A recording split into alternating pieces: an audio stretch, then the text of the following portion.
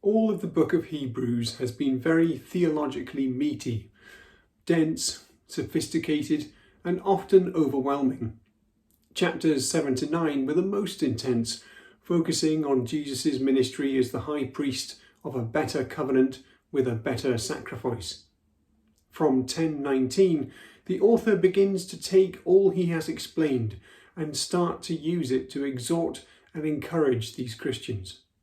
They ought to have full confidence in a ministry that he has just described, and of course in the high priest himself. Therefore, hold on to the confession and do not waver, as he writes in 10:23, and then in verses 24-25, motivate each other to love and good deeds and keep meeting together. From verse 32 onwards, he now refers to an earlier time when their faith was newer and stronger and they endured persecution.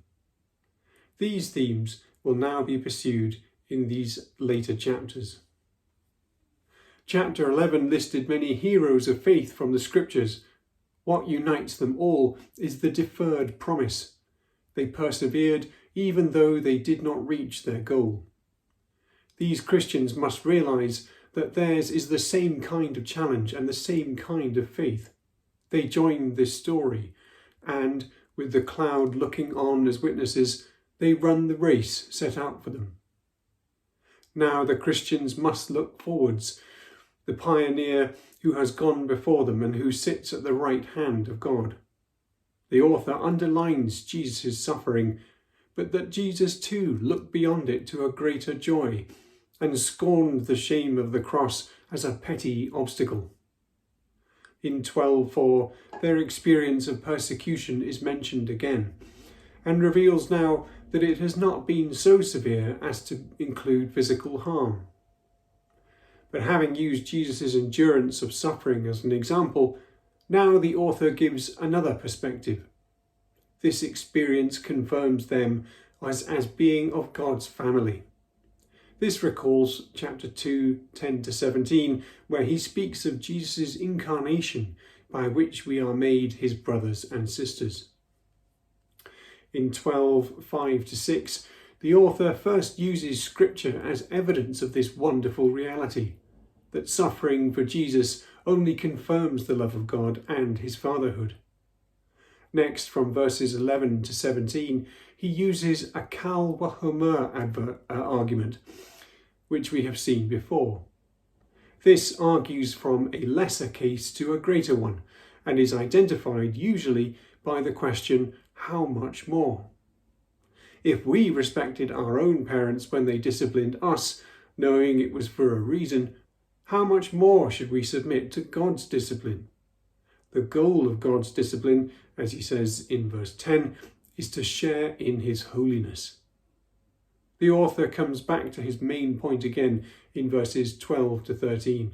He exhorts them to strengthen themselves, returning to the race imagery with which the chapter began. As we saw in chapter 10, there stood together the exhortation to stand firm and also to motivate each other. Community is essential to Christianity. Jesus makes us his brothers and sisters and proclaims us in the assembly. We make our confession in public in the Christian assembly.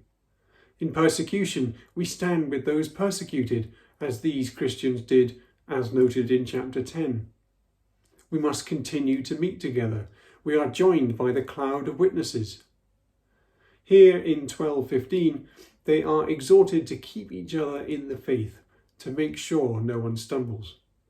This includes ensuring no root of bitterness springs up and defiles many.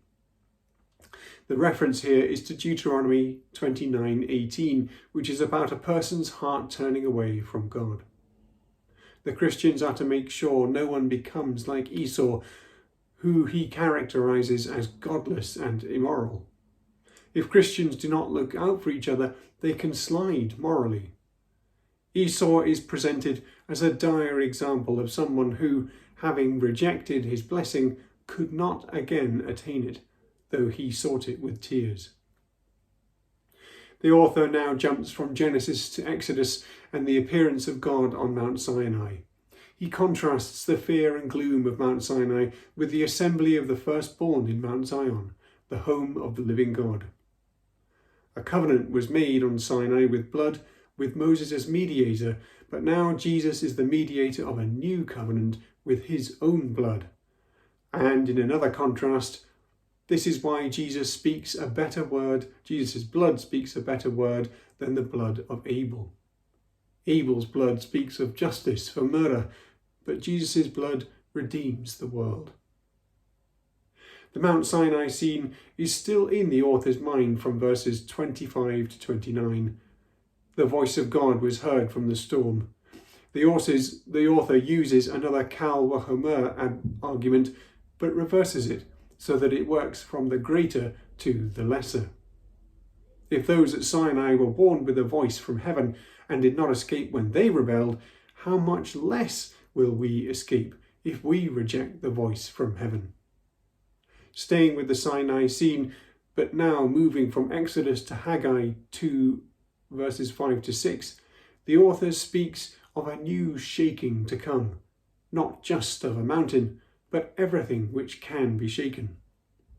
What remains then, the kingdom, is therefore unshakable and is being given to us. The only response can be gratitude to this God who is a consuming fire, who will soon rid the universe of the frailty of mortality.